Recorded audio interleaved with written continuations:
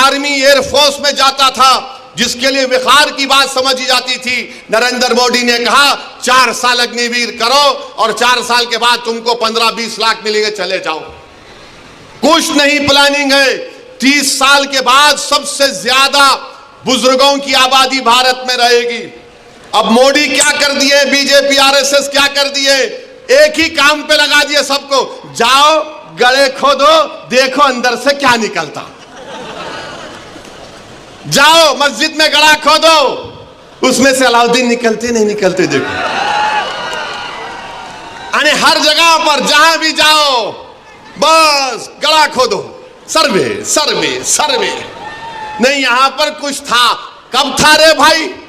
नहीं 500 साल पहले था। अम्मा तेरे को कैसे मालूम 500 साल पहले था? नहीं था, हम सुने। अरे हम भी सुने नहीं था, क्या करेंगे तुम? संभल की मस्जिद आप बताइए, 500 साल पहले वहां पे मस्जिद नहीं थी। अरे मेरे भाई 500 साल पहले अगर तुम जाओगे तो मैं तुमको 2000 साल पहले लेके जाऊंगा। जैन और बौद्ध मजहब के लोग भी खड़े होकर बोलेंगे यहां पर भी हमारी मजहब इबादत गाहें थे। हम भारत को विकसित भारत बनाना चाहते हैं, नहीं बनाना चाहते, मगर भारत को 500 साल पीछे लेके जाना चाहते। अरे वो मुल्क, वही मुल्क ताकतवर बनेगा जो आगे देखेगा, मगर नहीं। नरेंद्र मोदी 1526 पे नजर है। अरे मोदी नजर रखो, विकसित भारत का तो तुम नाम लेकर झूठ बोलते हो।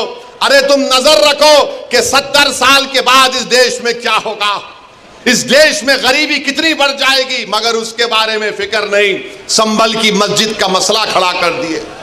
और क्या मसला है संभल की मस्जिद का? कोई रुक जाओ भाई, वो कुर्सियां छोड़ दीजिए, कुर्सियां भाई डिस्टर्ब मत करिए, थोड़ी देर के लिए सुनिए। एक पद रुक जाइए भाई, जो कौन है, थोड़ी देर के लिए रुक जाइए। संभल की मस्जिद में जो लोग कोर्ट को गए, वो कोर्ट में ये बोलकर गए कि हमको मस्जिद के अंदर जाने का परमिशन मिले। अब आप बताइए, कोई हम किसी को रोकते, कोई मस्जिद में आना चाह रहा है तो आइए, आदाब को मलूज रखकर मस्जिद में आइए। मगर प्रेयर ये है, मुतालिबा कोर्ट से कि अंदर आने का मौका मिले। और फाजिल जज साहब माशाल्लाह आर्डर दे दिए सर्वे का। माने कोर्ट मस्जिद, संभल की मस्जिद चंदोसी मस्जिद से 45 किलोमीटर दूर है। 1.5 घंटे में आर्डर लेकर आ गए और वहां पर पुलिस मौजूद है। शाम में 6 बजे सर्वे होता है, फिर उसके बाद इतवार के दिन सर्वे होता है, और फिर जब दूसरा सर्वे जिसका कोई कानूनी मौक़िफ़ नहीं है सर्वे हुआ तो फायरिंग हुई। फायरिंग में 5 लोग शहीद हो गए। उसमें एक 17 साल का बच्चा जो प्लास्टिक के खिलौने बेचता था, उसके सीने पे गोली लग गई। 5 के 5 को, 4 को सीने पे गोली लगी, 1 को पीठ पर गोली लगी। और मारने वाले बोलते हम नहीं मारे, कट्टे से मारे। अरे क्या कोई जिन्नात आके गोली मार के चले गए? आप गोली चला रहे हैं, वीडियो है, और बोल रहे हैं कि नहीं हम नहीं चलाए, कट्टे से मारे। तुर्क और पठानों का झगड़ा था? नहीं था झगड़ा। तुर्क पठान का मस्जिद पे झगड़ा कभी था ना कभी रहेगा इंशाअल्लाह ताला। आप कह रहे हैं झगड़ा था, मगर 5 लोग शहीद हो गए, अपनी जानों को गंवा दिए। अगर वो लोग कोर्ट को नहीं जाते तो क्या ये 5 बच्चे मरते थे? क्या ये तशद्दुद होता था संभल में? मेरे भाई आज आप देख रहे हैं ये संभल में हुआ, और इल्जाम मुझ पर लगाया जाता है। असदुद्दीन ओवैसी तुम ये बोल रहे हो, तुम वो बोल रहे हो। बार बार मुझे व्हाट्सएप के ऊपर, कभी SMS के जरिए, कभी फुलां के जरिए धमकी दी जाती है। अरे जालिमों, याद रखो, मैं मस्जिद बचाने के लिए, खानखाहों को बचाने के लिए, दरगाहों को बचाने के लिए, वक्फ की जायदाद को बचाने के लिए, जमहूरियत को बचाने के लिए, कानून की बालादस्ती के लिए, इंसाफ के लिए मैं एक बार नहीं 1000 मर्तबा मरने को तैयार हूं। तुम क्या करोगे बताओ? तुम समझ रहे कि हम खामोश बैठ जाएंगे? ऐसे 12 दरगाह और मसाजिद पर केस डाल दिया गया है।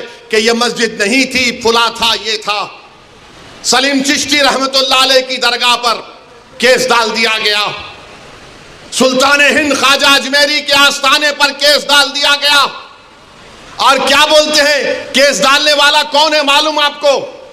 ये मेरे घर के पास दिल्ली में आकर मेरे घर के ऊपर जो नेम प्लेट है उसको तोड़ा, पत्थर फेंके घर में मेरे, और उसके बाद मेरे नेम प्लेट पर कालिक डालकर धमकी दिया कि वैसी तेरे को देख लेंगे। अरे कमीने, कभी बोल कर आना, मर्द का बच्चा है तो मैं ठहरता हूं सामने। बस आते कैमरा लेके फाइबर फेंक के भाग। अरे बोल क्या, आ रहा हूं कल तेरे पास तो मैं भी ठहरता हूं, देखेंगे 6 फुट 2 इंच क्या करता है। वो आदमी अब कोर्ट को गया, सुप्रीम कोर्ट के वकील को थप्पड़ मारा। 2016 में दिल्ली की पुलिस ने उसको तड़ी पार का नोटिस दिया। वो कोर्ट में केस डाल रहा है कि ख्वाजा अजमेरी का आस्थाना नहीं है, वहां पर कोई और जगह थी। हवाला क्या दे रहा है? 1901 की किताब।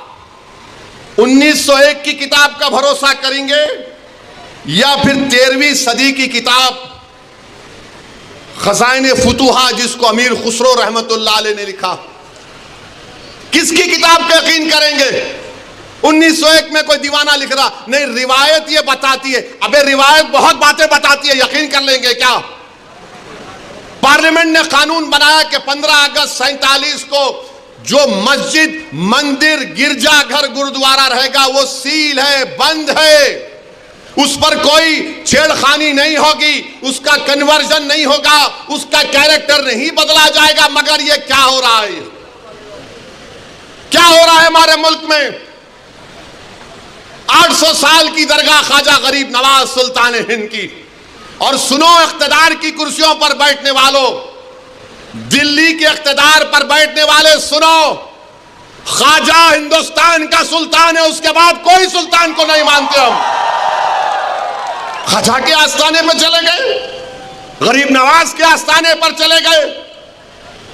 अरे कौन सी किताब तुम्हारी? नहीं, वो फुरा दीवार को ऐसा खिकोरे तो उसको ऐसा रंग निकाले तो छतरी निकलती। अबे तेरे घर में मैं अगर 1000 फीट खोदा तो उसमें भी खाने जहां खां की मलबा निकलता, क्या करेगा? दे देता मेरे को, क्या करेंगे? नहीं, वो था। याद रखो, ये मुल्क कमजोर हो जाएगा। 5 बच्चों की जानें चले गई, वो मरे नहीं, वो शहीद हैं। तुमने उनको गोली मारकर उनका कत्ल किया है, तुम कातिल हो। तुमने गरीब माँ बाप को अपनी औलाद से महरूम कर दिया है। अरे ये मीडिया को लीक करते नहीं, वो पत्थर फेंक रहे, वो फुला कर रहे। अरे मस्जिद है, अल्लाह का घर है। तुमको क्या राइट देता है किसी भी इबादत जहां पर अगर तुम जाओगे तो लोग क्या खामोश बैठ जाएंगे? 800 साल की दरगाह, वहां बोल रहे नहीं, ये नहीं था, वो नहीं था। हम भारत के प्रधानमंत्री से पूछना चाह रहे नरेंद्र मोदी, क्या आप ये तमाम इन लोगों को रोकेंगे या फिर ये देश इसी तरह चलता रहेगा कि हर मस्जिद पे सवाल कर दो, हर दरगाह पे सवाल उठा दो? मेरे भाई 12 मुकदमे आयद हो चुके हैं ज्ञानवापी पर, मथुरा की शाही ईदगाह पर। वहां पर तो 1965 में मुसलमानों ने हिंदू भाई बहनों से मिलकर बैठकर तस्वीया कर लिया। 8 एकड़ जमीन मुसलमानों ने वक्फ की दी कि लो ये किस्मत स्थान है आपके लिए, मोतबर जगह है, आप बनाओ यहां पर। 65 में सुन्नी वक्फ बोर्ड की इजाजत से एग्रीमेंट हो गया हिंदू मुसलमान में। 2023 में कोई आके बोला वो कौन हिंदू होते, वो पूरी जगह हमारी है। टीले वाली मस्जिद लखनऊ की, ऐसे 12-13 मुकामात हैं। सुप्रीम कोर्ट ने राम मंदिर के फैसले में कहा कि 91 का एक्ट भारत के संविधान का एक अटूट हिस्सा है।